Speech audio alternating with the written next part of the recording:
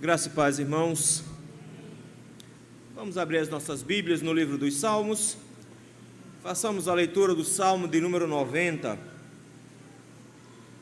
Salmo de número 90 nos diz assim a palavra do Senhor. Oração de Moisés, homem de Deus. Senhor, Tu tens sido nosso refúgio de geração em geração.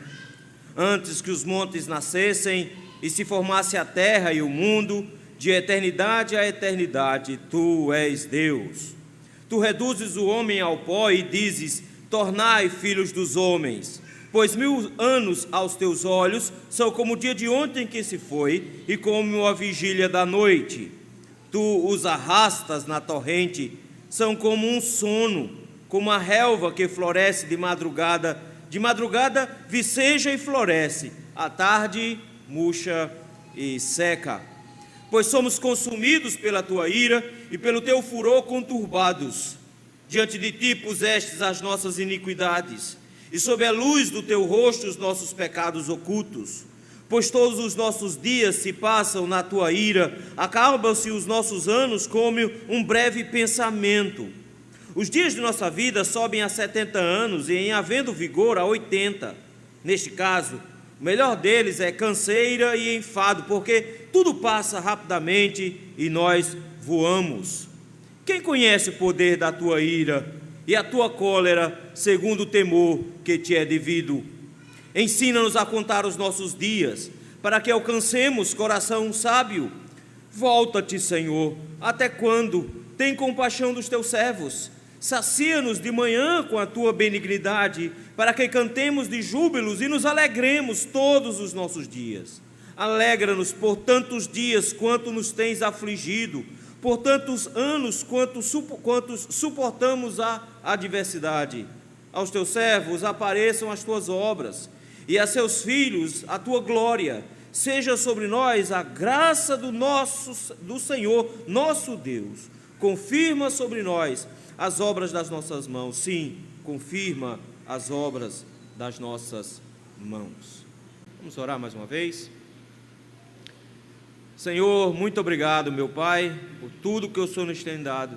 Obrigado, Senhor, pelo privilégio de nos reunirmos com Teu povo para buscarmos a Tua presença. Mas, Senhor, quando temos agora diante dos nossos olhos a Tua lei, Senhor, nosso coração é grato, mas ao mesmo tempo, Senhor, nós sabemos de como Ele tem dificuldade, Senhor, em entendê-la.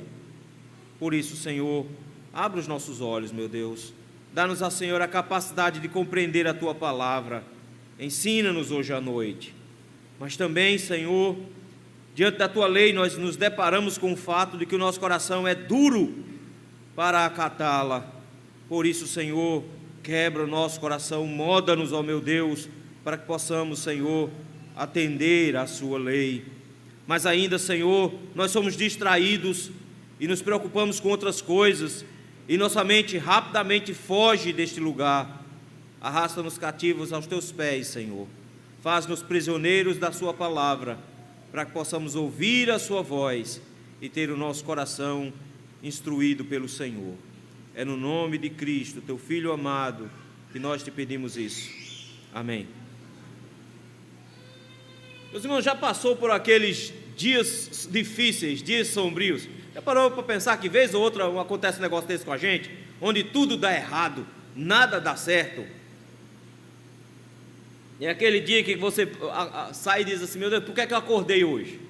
Mas não é, às vezes nem sempre é um dia só, às vezes são meses que tudo dá errado. É aquele mês onde quebra a geladeira, o fogão, a máquina de lavar, dá tudo errado, estoura o cano do esgoto, tudo que você pensar que dá errado, e a vida fica bem complicada. Às vezes nem precisam acontecer coisas externas, às vezes é só o nosso coração que está ruim mesmo. Às vezes ficamos ruins por causa de problemas, acúmulo de funções, excesso de trabalho, nós ficamos pesarosos, angustiados. São dias sombrios, e às vezes esses dias sombrios se aprofundam, e em meio a essa escuridão que nós nos enfiamos, é difícil encontrar alguma ponta de esperança. Às vezes fica até difícil de ter um sorriso nos lábios, quanto mais esperança quanto ao futuro. na nossa vida, todos nós aqui já passamos por momentos assim. Já passamos por momentos sombrios, momentos difíceis, momentos de sofrimento, de dor, onde parece que ninguém nos entende. E qual é a única coisa que nos escapa para fazer? Oração. Mas orar nesses dias, meus irmãos, nos dias de sofrimentos e angústias, nos dias difíceis e sombrios, não é nada fácil. Pelo contrário, às vezes nós nem sabemos como começar essa oração. Mas Moisés hoje nos mostra exatamente como é que nós devemos orar e nos traz lições magníficas de como deve funcionar a nossa oração. Deixa a moça se acalmar. Ela é a show-mãe, tem o outro que é o show-pai, que um é a cara do pai e outro é a cara da mãe. Ela agora vai ficar tranquila. Esse salmo, meus irmãos, o Salmo 90, foi escrito por Moisés. E é um salmo interessante, porque é o salmo que foi escolhido para iniciar o 4º livro. Se você está aí na sua Bíblia, lá em cima está escrito livro 4, Salmos de 90 a 106. O livro dos Salmos é dividido em 5 livros. O 3º livro, meus irmãos, que nós acabamos no mês passado, é um livro sombrio, é um livro de tristeza, é um livro de angústias. É um livro onde a esperança fica bem pequenininha, e nos 2 últimos salmos ela praticamente foi embora. O Salmo 88 é o único salmo nas Escrituras onde não tem nenhum vislumbre de esperança, é só tristeza. O Salmo 88 termina justamente dizendo: para longe de mim afastaste, amigo e companheiro, e meus conhecidos são trevas. Não tenho ninguém, é assim que termina o Salmo. O Salmo 89 não é diferente. Ele está diante de uma decepção terrível, um dos maiores problemas teológicos de Israel. Ele está diante da dificuldade que foi: Deus prometeu em 2 Samuel capítulo 7, que a descendência de Davi sempre estaria no trono, mas de repente ele se deparou com o fato de que a descendência de Davi foi exterminada, talvez lá na época de Zedequias, e ele diz: e agora o Senhor não cumpriu a sua promessa? Ele encerra o livro 3 com completa desesperança, pensando: Deus não cumpriu a sua promessa, deu tudo errado, não deu nada certo. Como começar um livro novo, cuja temática, o 4º livro, é justamente o livro da esperança? Como iniciar esse livro? Ele inicia com um cântico de Moisés, mas não é um cântico tão tranquilo assim. É um cântico que também ainda traz muito do sombrio que existe nos salmos anteriores, mas agora com vislumbres de esperança, que nos trazem luz para esses dias sombrios. Moisés, meus irmãos, é conhecido por ter escrito os 5 primeiros livros da Bíblia, toda a Torá, mas ele também escreveu cânticos, pelo menos 2 deles nós conhecemos. Ele escreveu um dos cânticos quando, saindo do Egito, após passar pelo Mar Morto, escreveu ele um cântico em Êxodo. E depois ele escreve um segundo cântico, Êxodo 19, e depois escreve um segundo cântico já para entrar na terra prometida, em Deuteronômio, capítulo de número 32. E do nada nós descobrimos que tem um outro cântico dele. Mas por algum motivo, talvez para dar esse vislumbre de esperança em meio às trevas que se estava, o editor colocou justamente para abrir esse 4º livro. O Salmo de Moisés vai iniciar esse evento aqui. Mas a história que está por trás desse salmo, ao que tudo indica, não era uma história tão boa assim. Ao que tudo indica, esse salmo tem como contexto o período de Cades Barneia, quando Israel tentou o Senhor e se levantou contra Deus, e Moisés, meus irmãos, ele é massacrado nesse processo todo. A circunstância em que Moisés provavelmente escreveu esses salmos não foi fácil, porque se nós pensarmos assim, que foi lá por volta de Deuteronômio 32, ou quem sabe Números 13 a 14, o que aconteceu lá é que Números 13 já começa dizendo que Moisés perdeu a irmã, perdeu Miriam. Logo em seguida, o texto nos diz que ele ficou tão angustiado com as palavras do povo, que ao invés de falar à rocha, ele bateu na rocha, e ao bater na rocha, ele pecou contra o Senhor, e o Senhor disse que ele ia morrer, que não ia entrar na terra prometida. E como se isso não fosse o suficiente, o texto termina dizendo que Arão, o irmão dele, morreu também. Então esse salmo é escrito no meio de muita tristeza, de muita angústia. E no meio desse sofrimento, ele nos mostra tanto esse lado sombrio da vida, e enxerga a vida como uma realidade muito dura e cruel, mas ao mesmo tempo nos mostra um salmo onde a graça do Senhor se espalha no meio dessa sombra toda do salmo. O salmo pode se dividir em dois blocos claramente. O primeiro bloco, que vai do versículo de número 1 ao versículo de número 11, é uma constatação da realidade humana e da verdade divina. É um grande contraste entre quem Deus é e quem nós somos. A partir do versículo de número 12, ele começa com uma série de petições. E essas petições estão todas relacionadas ao texto anterior, ao bloco anterior. Porque esse salmo, na verdade, é uma estrutura que os irmãos já conhecem. Eu já expliquei aqui outras vezes. É uma estrutura chamada quiasmo. É uma estrutura onde o início e o fim têm uma correspondência. Se você prestar atenção, por exemplo, versículos 1 e 2, ele vai engrandecer o Senhor pelas suas obras e mostrar no versículo número 2 como o Senhor é extremamente poderoso para manter as suas obras. E é assim que ele termina no versículo 16 e 17, mostrando como, pedindo ao Senhor que o Senhor mantenha as obras, que glorifique o seu nome e mantenha as obras dos homens também.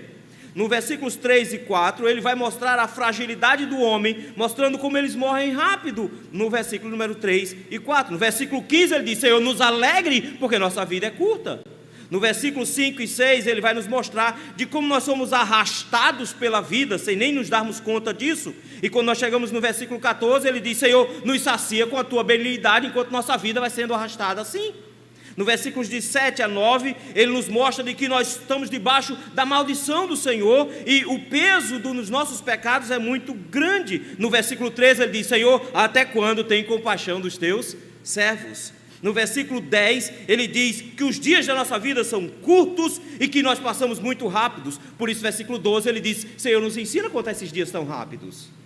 E no versículo número 11, que é o centro desse salmo, ele nos mostra como é sombria a situação aqui. O centro desse salmo é: quem conhece o poder da tua ira e a cólera, segundo o temor que te é devido? Quem conhece essas sombras? Quem conhece essas sombras? E é sobre isso que eu gostaria de ver com os irmãos hoje. É uma oração do homem de Deus, Moisés. Vejamos então uma oração em tempos sombrios. O texto nos dá 3 lições aqui. A primeira lição está dos versículos 1 a 6. Diante da fragilidade humana, Deus tem cuidado de nós. Olha que forma bonita ele começa o salmo. Ele diz: Senhor, tu tens sido nosso refúgio de geração a geração. Ele começa já de cara dizendo que o Senhor tem nos protegido, mas a situação aqui não é nada fácil. Israel sai do Egito e chega até a porta da terra de Canaã. Ele envia 12 espias para dar uma olhada na terra e trazerem relatórios, e o relatório é fantástico. 2 homens eram necessários para carregar um cacho de uva. Era muita comida, eles. É uma terra maravilhosa, tem comida demais. É uma terra que mana leite e mel, mas os homens de lá são imensos, são guerreiros fortíssimos. A gente parece um monte de gafanhoto na frente deles, não dá para entrar, não dá para entrar. E diante da incredulidade deles, o Senhor os arrasta de volta para o deserto, e agora eles vão passar 40 anos. Eles murmuram contra o Senhor, eles atacam o Senhor o tempo inteiro, ora pedindo água, ora pedindo comida e ora pedindo uma comida boa. E nessas tentações que eles se levantam contra Deus, Deus diz que eles não entrariam na terra prometida. Eles vão passar 40 anos até que todas as pessoas que saíram do Egito com mais de 20 anos morressem. Ninguém com mais de 20 anos iria entrar na terra prometida. Só entrou 2, Josué e Calebe. E diante desses 40 anos agora, 38 anos de peregrinação por esse deserto, Moisés diz: Senhor, tu tens sido o nosso refúgio, geração após geração. Se passam gerações, e ele está vendo uma geração inteira passar. Ele está vendo aquela geração que saiu do Egito, passando, todo dia morrendo gente. E a única expectativa que eles têm é de morrer mesmo. E dia após dia eles vão morrendo. E o texto nos diz que o Senhor é quem mantém-se como um alto refúgio, como refúgio. Mas a palavra refúgio aqui é interessante. porque não é só um lugar para se esconder. Refúgio aqui é um lugar para morar, é uma habitação. Eles passaram o tempo inteiro morando em tendas, acampando. Se você já acampou, já sabe como é ruim. Só quem gosta de acampamento é jovem, porque ainda tem coluna suficiente para aguentar. A maioria que tem mais de 30 aqui já não é mais tão engraçado assim. Levantar de manhãzinha de acampamento não é legal. A gente acorda de manhã dizendo, eu quero minha cama, não é? Imagina passar a vida inteira, essas pessoas passaram 40 anos acampando, mas de repente ele diz, não interessa se nós estamos por 40 anos acampando, se nós estamos por 40 anos sem um lugar fixo, sem uma casa. Eu acho bonito porque ele diz assim, Senhor, Tu tens sido a nossa casa, geração após geração. Eles habitam no Senhor, o Senhor é o lar deles. Moisés já inicia o salmo dizendo, o Senhor é o nosso lar, o Senhor é a nossa habitação, nós sempre podemos contar contigo, é o Senhor que nos dá a segurança da vida. Mas não só isso, versículo número 2, ele começa a descrever o tamanho do nosso Deus, esse Deus que é nossa habitação, que geração após geração se mantém como habitação do seu povo. Versículo número 2 diz, ele é eterno. Antes que os montes nascessem, antes que existisse qualquer coisa, que se formasse a terra, se formasse o mundo, ele usa a expressão, de eternidade a eternidade, tu és Deus. Ele diz, o nosso Deus, ele é muito antigo, ele é eterno, ele existe antes de todas as coisas existirem, ele inclusive é aquele que criou todas as coisas. Essa é a grande distinção do cristianismo. No cristianismo nós temos um Deus que antecede a criação e que produziu a criação e que não foi alvo da criação. Ele diz assim, de eternidade a eternidade, tu és Deus, o Senhor é desde sempre. Mas aí ele nos lembra quem nós somos, e a situação não é boa, versículos 3 e 4, ele nos diz que, e aí ele lembra de Gênesis capítulo 3, ele diz, tu reduzes o homem ao pó, e diz, tornai filhos dos homens. Ele nos lembra aqui, de que nós somos finitos, que nós morremos. Ele nos lembra Gênesis 3, onde como maldição sobre o nosso pecado, a morte nos alcançou, e que na mesma forma como nós nascemos, nós morremos, porque assim que nós iniciamos o nascimento, a morte já está batendo em nossa porta, como diz Salomão em Eclesiastes, do pó nós viemos, e para o pó nós voltaremos. Ele diz, o Senhor diz para nós, volte para o pó, tornai filhos dos homens. O Senhor nos mostra como nossa vida é curta e porque nós morremos, mas o nosso Deus, Ele é eterno, de eternidade a eternidade. Veja o versículo 4, olha o contraste. Nós, um pozinho, e que volta para o pó quando Deus diz, tá bom, está na hora de derreter, aí derrete de novo, volta para o pó. Ele diz, mas Deus, pois 1000 anos aos teus olhos são como o dia de ontem que se foi. Eu fico pensando em Moisés revendo toda a Torá que ele mesmo escreveu aqui. Gênesis 3, ele dizendo, olha, todo mundo morre, porque todos pecaram, e a gente morre mesmo. Deus bota a gente de volta para o pó, do pó de onde a gente veio, capítulo número 2. Mas ele se lembra depois das gerações, e se lembra de um Matusalém que viveu quase 1000 anos, 900 e tantos anos de idade. É ano para Dedéu, é muita idade. E o pessoal reclamando que ele está com 100. Olha, 1000 anos, quase 1000. Mas o que são 1000 anos de uma existência para nós? Gente, é muito ano, é muito tempo. Se você tivesse 1000 anos, você teria vindo da Europa, porque o Brasil nem tinha sido descoberto ainda. Porque o Brasil só tem 500 e poucos anos aí, olha. Veja quanto tempo você não teria. Você teria anterior lá na Revolução Industrial para trás. Você estaria lá na Idade Média. Olha só. Eles, 1000 anos para nós é muito tempo, 1000 anos é uma era inteira, mas para Deus é o dia de ontem, que Ele está lembrando como se fosse hoje de manhã. Ele está mostrando como o tempo para Deus é nada. Ele diz, diante do tamanho da idade de Deus, do tamanho do tempo que Deus possui, Ele diz, Deus é eterno. Então 1000 anos para Ele, que para nós é uma eternidade, para Ele é hoje de manhã. que ele lembra de tudo. Parece que acabou de acontecer. Foi ontem. Pois 1000 anos aos teus olhos é como o dia de ontem que se foi, como a vigília da noite. É por isso que os versículos 5 e 6 ele vai dizer: quando nós olhamos para nós de novo, dá um desespero. Olha aí, tu os arrasta na torrente como um sono. Eu fico pensando nele, olhando para Israel aqui. Ele viu cada uma daquelas pessoas saindo do Egito, mas ele viu todas elas morrendo, todo dia morrendo gente, e morrendo gente. 40 anos fazendo enterro. Já parou para pensar nisso? 40 anos enterrando gente. Ele dizia: o que acontece? Nós somos arrastados como na torrente. A imagem aqui é do dilúvio, está vendo? Sendo arrastados pela água. Nós somos arrastados, somos como um sono. A gente abre o olho, já morreu.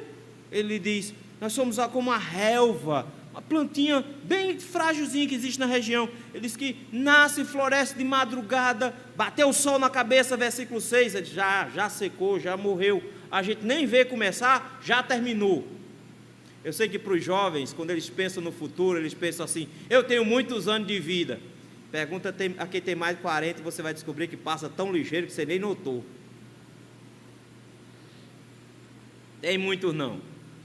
Já estou beirando os 50. Olha para isso. Depois que passa 200, meu irmão, é ligeiro. Depois que entra no 200 é ligeiro. Ele diz: passa rápido demais, não faz nem sentido contar. É muito rápido.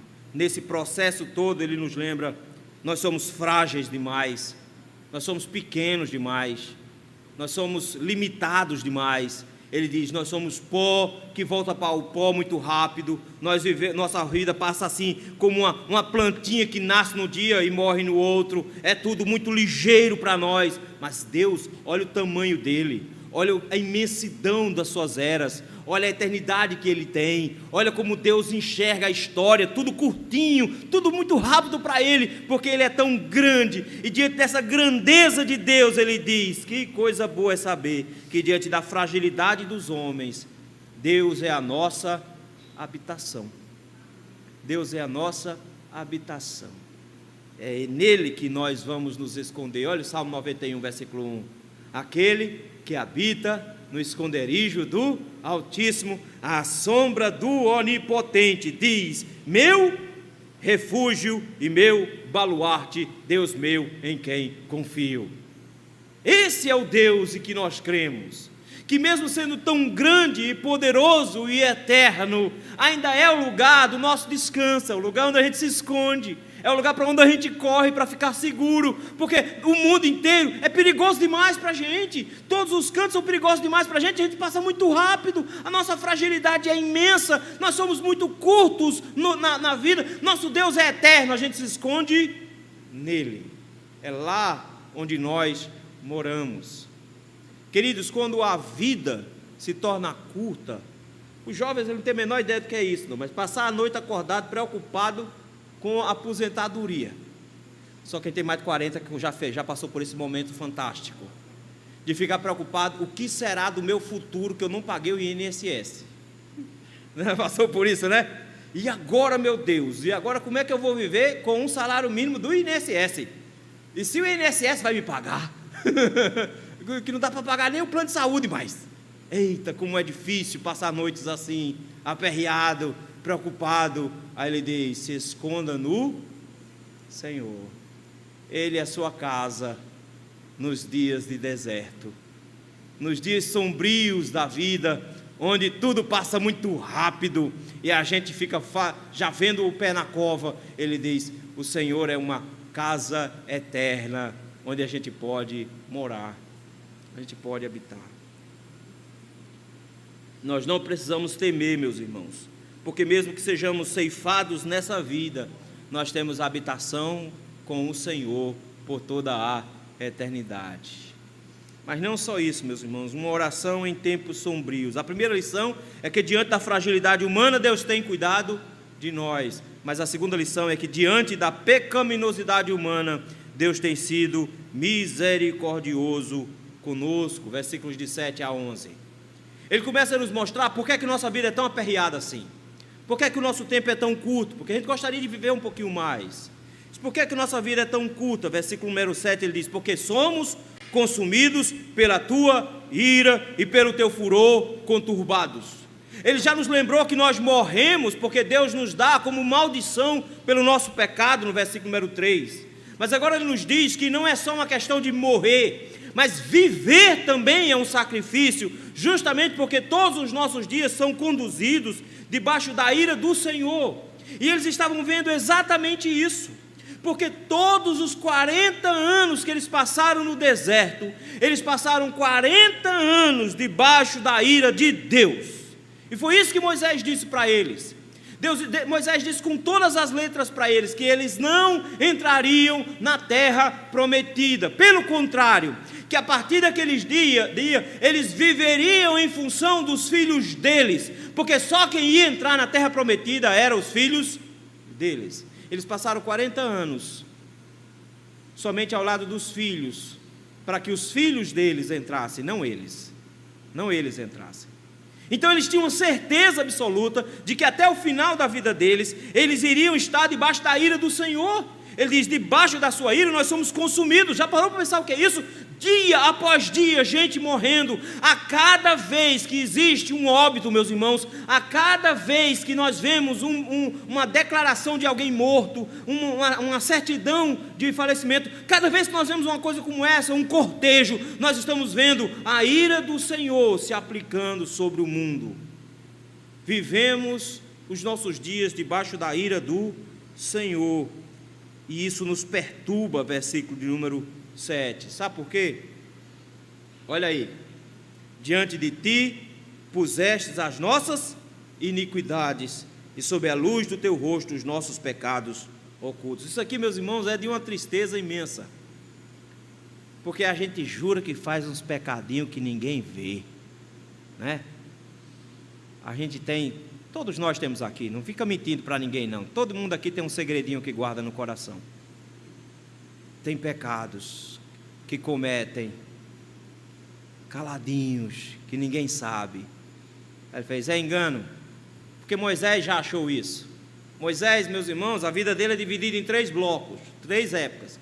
Os primeiros 40 anos no Egito, os próximos 40 anos ele passou na região do deserto, depois os outros 40 anos levando o povo pelo deserto para a terra prometida. Os primeiros 40 anos dele, ele vivia na casa de Faraó. E sabendo ele, por causa da mãe, que ele era judeu, uma vez ele viu um egípcio maltratando um judeu. E ele avançou em cima desse homem e matou.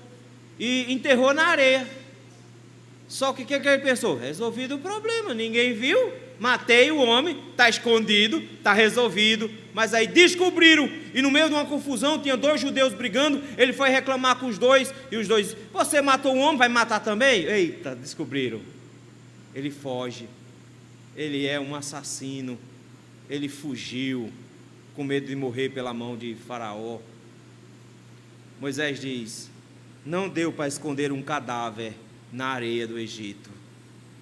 Porque os nossos pecados, meus irmãos, são como guardar cadáveres dentro de um armário. Vai feder mais cedo ou mais tarde. E nenhum dos nossos pecados são escondidos do Senhor. Ele diz: todos eles são praticados na sua frente. Por isso são tão ofensivos. Já parou para pensar? Um homem que beija a sua amante na frente da sua esposa. É assim que Deus se sente.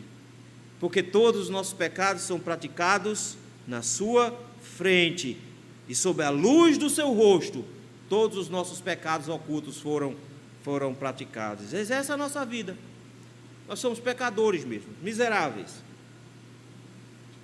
Estamos debaixo da ira do Senhor por merecimento mesmo, porque nós somos pecadores. Por isso, versículo número 9: todos os nossos dias se passam na tua ira, e acabam-se os nossos anos como um breve pensamento. Passa muito rápido. A ideia dele aqui é: não vale nem a pena contar. Se você prestar atenção, são 40 anos do povo no deserto que nem história tem.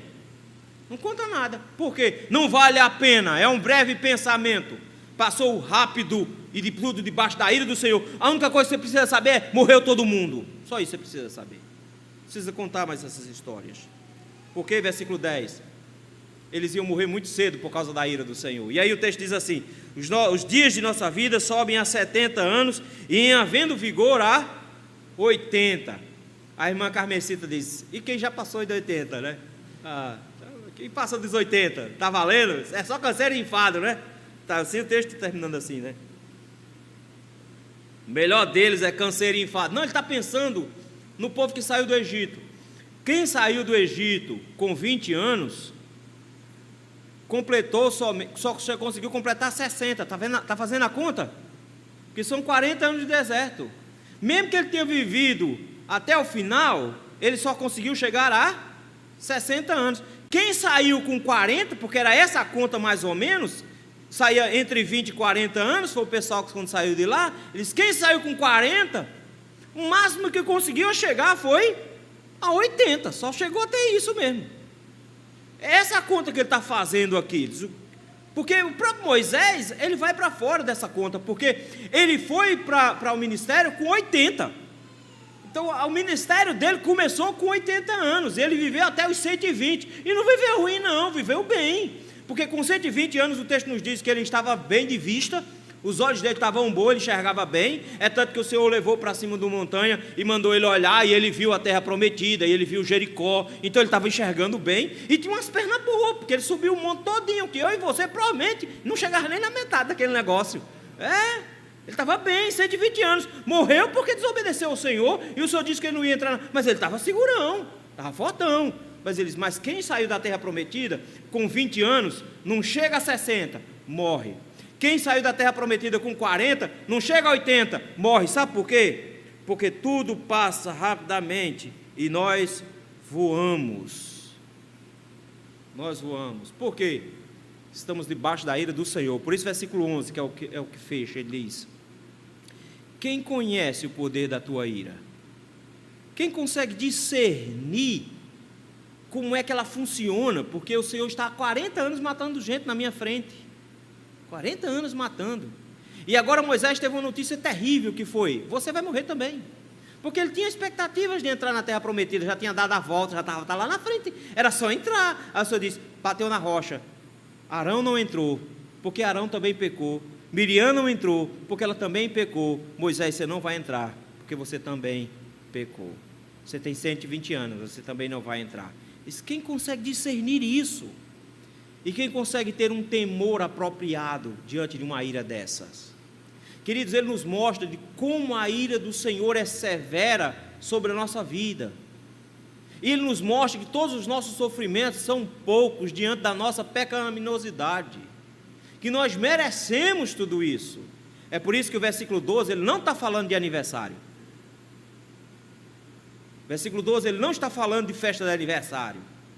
Ele está dizendo assim: Senhor, se os nossos dias passam tão rápidos assim, chega a 70, 80 anos, debaixo da tua ira, Senhor, ensina-nos a contar os nossos dias. Ele está dizendo: Senhor, nos ensina a observarmos como o nosso pecado te é ofensivo e a sua ira está sobre a nossa cabeça.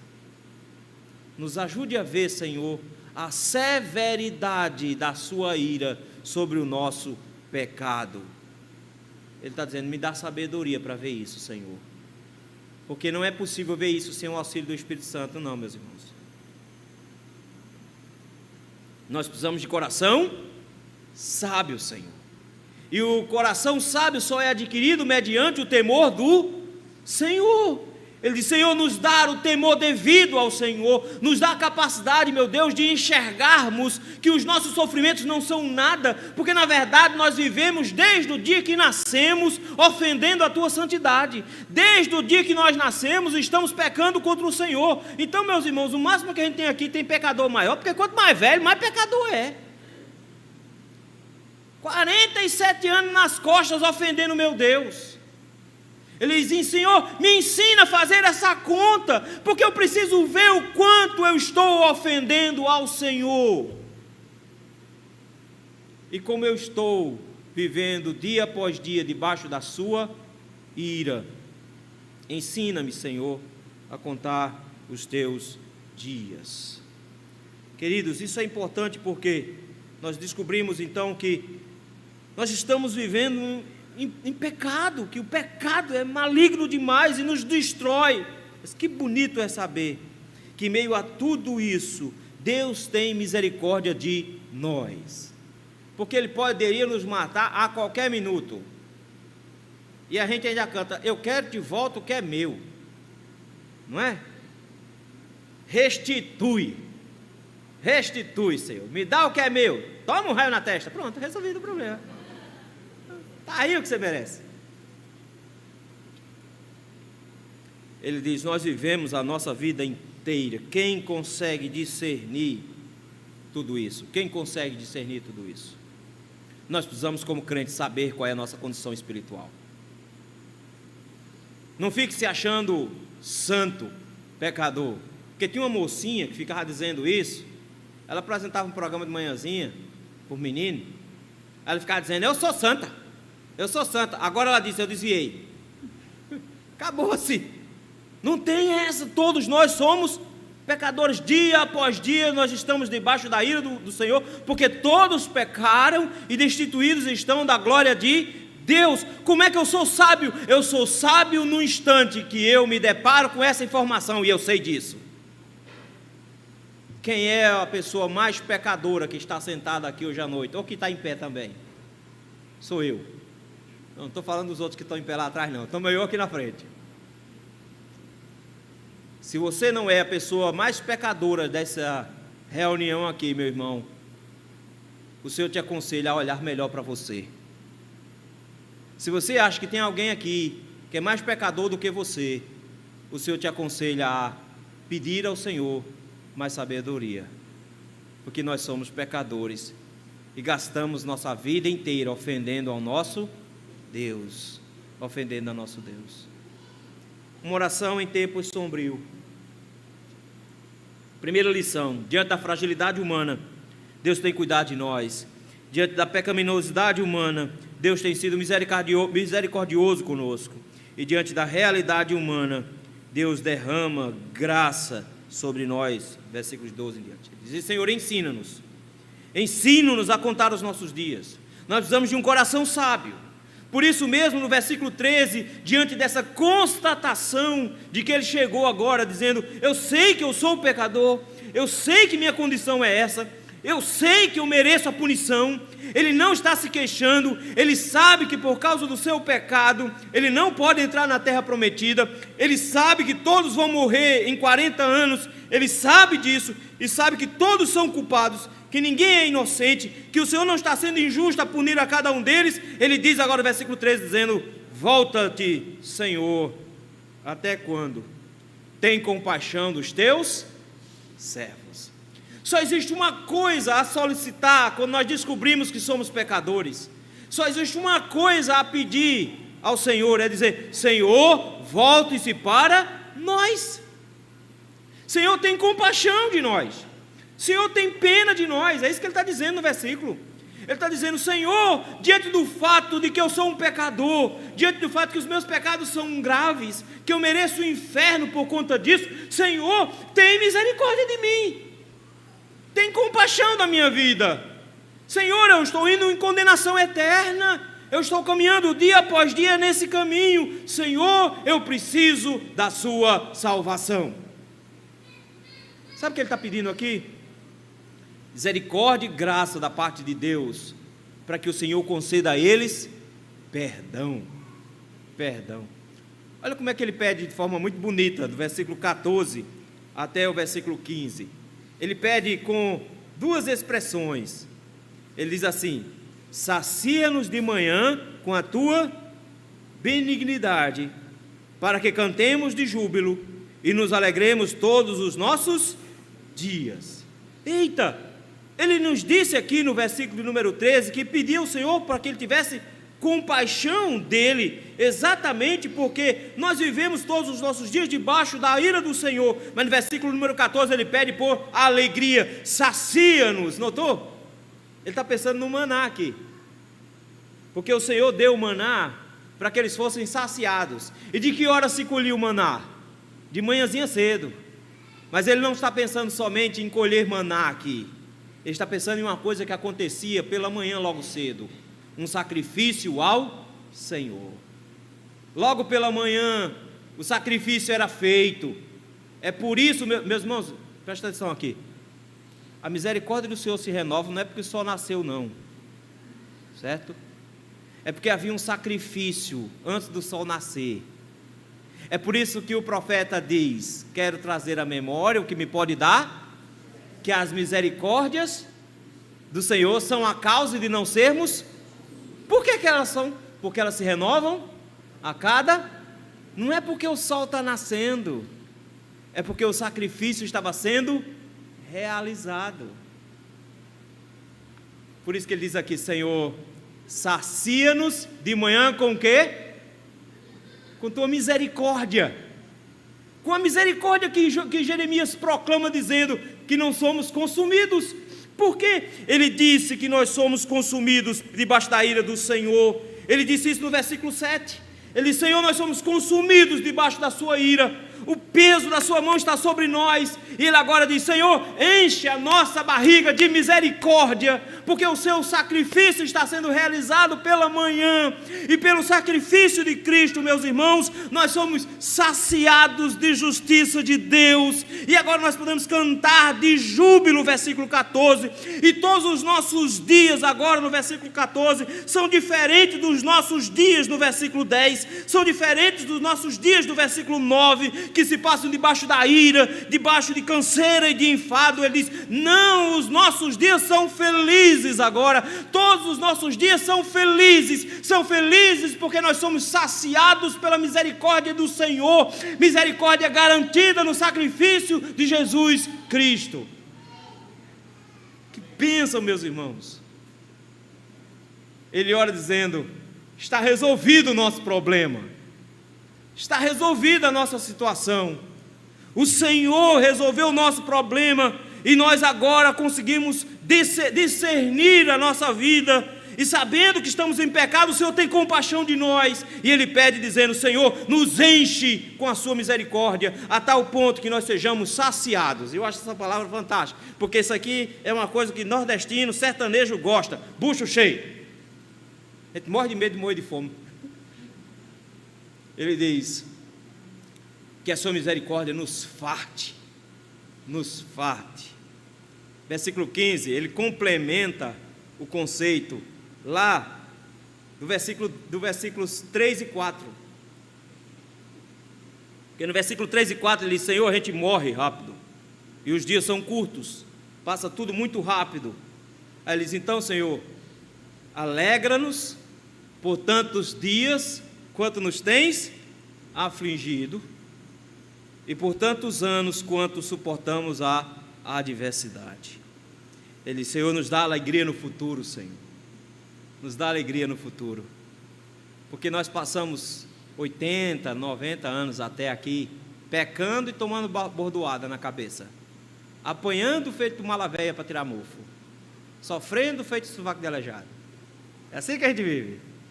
Ele diz: Senhor, mas nos dá, Senhor, alegria suficiente depois, por tudo que a gente passou por aqui, e o Senhor nos garante que Ele nos enxugará dos olhos toda lágrima, porque a alegria que nos está proposta, ela compensa todo e qualquer sofrimento que venhamos a estar passando hoje. Ele diz: Senhor, nos dá alegria para o resto da nossa vida, e Cristo nos garante isso. Nos garante, meus irmãos, que nós teremos alegria eterna, de que nós teremos todo o restante da eternidade para ficarmos felizes por isso. Daí então o final do texto, versículos 16 e 17, com a última petição, que está relacionada com os versículos 1 e 2. Lá em cima ele começou dizendo: Senhor, Tu tens sido o nosso refúgio e fortaleza. Senhor aqui é aquele que é o nosso dono, está vendo aí? Lá em cima, é aquele que manda em nós, aquele que está sempre sendo o nosso protetor. E ele terminou o versículo 2 falando de Deus, o Deus de todas as gerações. Versículo número 16, e 17 ele diz assim: e os teus servos agora apareçam as tuas obras, e os teus filhos a tua glória, seja sobre nós a graça do Senhor nosso Deus. De novo ele traz o Senhor nosso Deus e diz: Senhor, que a obra que nós estamos realizando seja perene, porque o que o Senhor fez, o Senhor é anterior aos montes, o que o Senhor fez, tudo é muito grande e tudo dura por muito tempo. Ele, Senhor, faz com que a obra que está sendo realizada em nós e por nós, na nossa vida cristã, perdure. Ele coloca tudo a sua vida nas mãos do Senhor, na expectativa que esse Deus que é eterno torne nossas obras eternas também. Ele termina dizendo: Senhor, que as nossas obras estejam diante do Senhor, para a glória do Senhor, versículo 16, e que pela graça do Senhor o Senhor confirme a obra das nossas mãos. Que o Senhor nos estabeleça nesse processo de santificação que nós estamos vivendo, que o Senhor nos mantenha nesse processo de servir ao Senhor. E aí, meus irmãos, o Novo Testamento nos lembra de que aquele que começou em vós a boa obra há de completá-la, há de aperfeiçoá-la.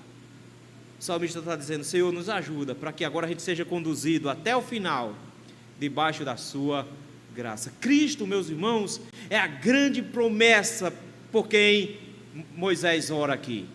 Moisés pede para que o Senhor derrame graça, e a graça do Senhor é derramada na pessoa de Jesus Cristo. Quando ele pergunta: até quando, Senhor? Ele está nos lembrando agora que foi na cruz do Calvário, foi lá atrás, 2000 anos atrás, que o Senhor concretizou a sua graça, que nos deu do seu perdão, que nos garantiu a vida eterna, nos deu a alegria plena pela presença do seu Espírito, porque o primeiro fruto do Espírito lá é alegria, nos alegrou todos os nossos dias e nos dá garantia de uma alegria eterna.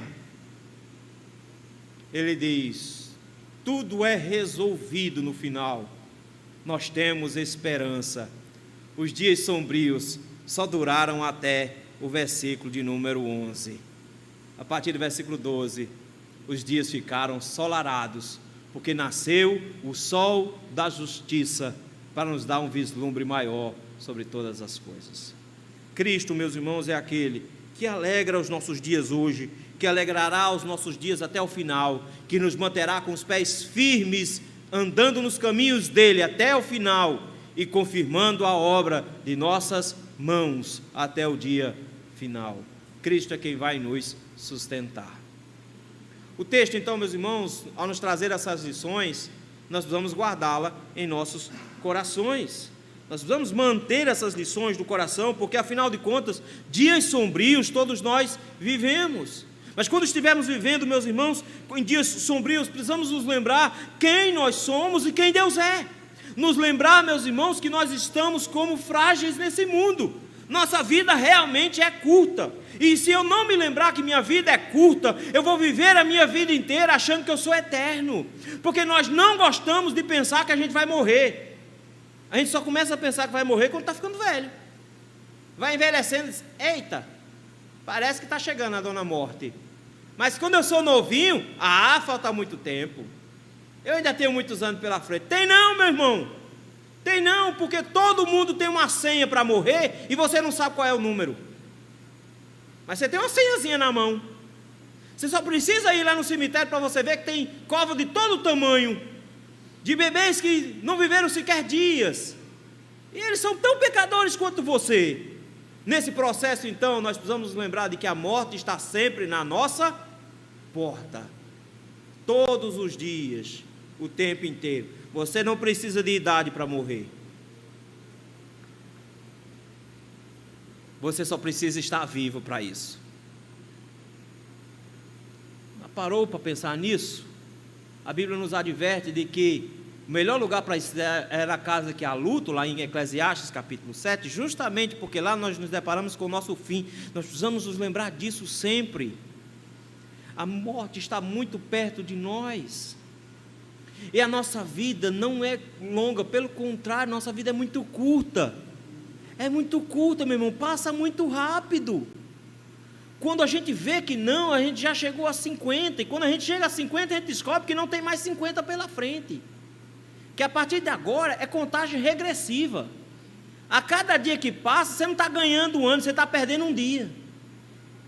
Então não fica pensando que vai, mas tem muito tempo. Tem não, meu irmão. O texto nos diz que nós somos rápidos em morrer, e isso tudo é consequência do nosso pecado em Adão. Nós pecamos em Adão e a morte veio até nós, e a morte chegou a todos os homens. Por isso só tem um lugar seguro para se esconder da morte: é habitar no esconderijo do Altíssimo. Você tem que fazer do Senhor o seu refúgio, meu irmão, porque dá um desespero quando a morte encosta. Ele diz: o Senhor tem que ser o seu refúgio enquanto você está andando acampado nesse mundo. Todos os dias da nossa vida, meus irmãos, passam muito rápido. Nós precisamos estar preparados, dormindo debaixo de Cristo, amparados debaixo dEle. Se você não está debaixo da proteção do Senhor, se você não está se escondendo nele, você corre um risco muito grande, porque você não sabe quando a sua vida vai se acabar. Nenhum de nós sabemos, porque do mesmo jeito que nossa morte pode vir em uma cama de hospital com 90 anos, depois de não aguentar mais viver, pode chegar ainda hoje por um infarto muito rápido, pode chegar ainda hoje por um colapso, pode chegar ainda hoje enquanto dormimos, de não dar tempo nem de sequer dar um bom dia para a família. O pessoal tem um negócio dizendo que acordou morto. É perigoso esse negócio de acordar morto, é um risco enorme. Você morre de medo de andar de avião, mas a maioria das pessoas morre deitado, numa cama. O texto nos lembra que nós somos rápidos em morrer. Nossa vida é curta, passa toda, e nós nem nos lembramos disso. Precisamos nos esconder em Cristo. Mas para piorar, o texto nos lembrou de uma coisa que a gente gostaria de esquecer: que nós somos pecadores. Porque o problema não é morrer, meu irmão. O problema não é morrer. O problema é morrer sem Cristo. Morrer pecador. E todos nós somos. E todo dia você colocou mais um pecadinho na conta. No mínimo um, se você foi santo hoje. Porque se você acordou desmantelado, meu irmão, botou pelo menos uns 20 na conta aí. Pecamos o dia todo. E faça a conta de quantos dias você tem. Meus irmãos, a gente é tão ruim, mas tão ruim que a gente peca dormindo.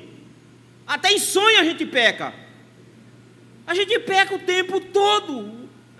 É o nosso hábito. E a nossa vida é toda debaixo da ira de Deus. Toda debaixo da ira do Senhor, por merecimento. Nós vivemos uma vida ruim, difícil, porque nós merecemos essa vida. E se nossa vida está mais ou menos, é muita graça de Deus, porque nós pecamos constantemente contra o Senhor.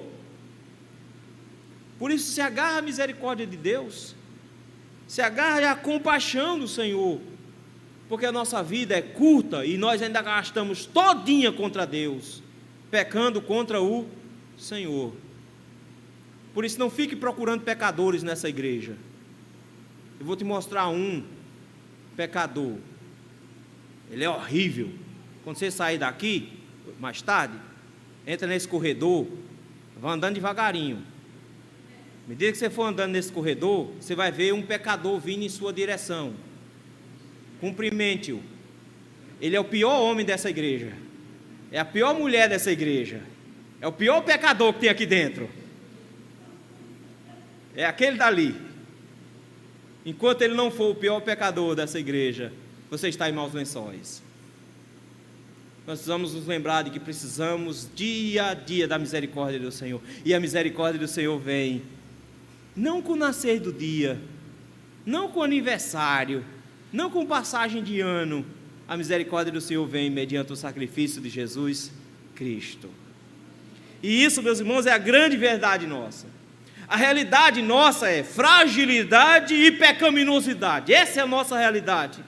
Mas diante da fragilidade e da pecaminosidade, o Senhor nos deu um Salvador que extrapola tudo isso, porque onde abundou o pecado, superabundou a graça, e o Senhor é muito mais gracioso do que todos os seus anos de pecados contra Ele. A misericórdia do Senhor é muito maior do que os seus 40, 50, 70, 80 anos de pecado contra Ele, e o Senhor garante a cada um de nós hoje o perdão dos nossos pecados, porque enquanto Moisés proclamou, até quando, Senhor? A resposta foi, até a cruz do Calvário. E nós olhamos para trás e vemos em Cristo o sacrifício perfeito que nos garantiu hoje que os nossos dias não se passem mais debaixo da ira do Senhor, mas se passem debaixo da graça do Senhor, que Ele nos alegre ao invés de nos entristecer, que Ele nos faça feliz em sabermos que mesmo que nossa vida seja difícil aqui na terra, e a gente passa por momentos complicados, Ele vai encher a nossa boca de riso, e a nossa língua de canto, e irá enxugar dos nossos olhos toda lágrima, no dia em que Ele voltar, nós finalmente seremos felizes, nós finalmente seremos felizes. Por isso, renda-se à graça do Senhor hoje, clame pela graça de Cristo, que Ele pode perdoar a sua vida toda, de uma vez só. Ele perdoa todos esses pecados que você arrasta desde lá de trás, Ele paga por cada um deles, e lança cada um deles no mar do esquecimento, vai encher sua vida de alegria no presente, e vai te dar garantias de alegria no futuro, e vai fazer com que a obra que Ele começou em você termine, e você chegue à salvação no final. Essa é a nossa felicidade, meus irmãos, porque os dias sombrios chegam para todos nós, a gente passa por momentos difíceis mesmo, e às vezes as angústias tiram o nosso sono. Ter uma vida curta não é fácil, quando você tem filhos pequenos, por exemplo. Ter uma vida apertada não é fácil, quando você tem pessoas que dependem de você, não é fácil, a gente às vezes fica meio angustiado na vida. Mas o salmista Moisés nos lembra que, diante da fragilidade do homem, Deus está cuidando da gente. Diante da nossa pecaminosidade, Deus tem sido misericordioso conosco. E diante da nossa realidade, o Senhor, Ele tem derramado graça na pessoa de Jesus Cristo. Agarremo-nos a Ele então, meus irmãos.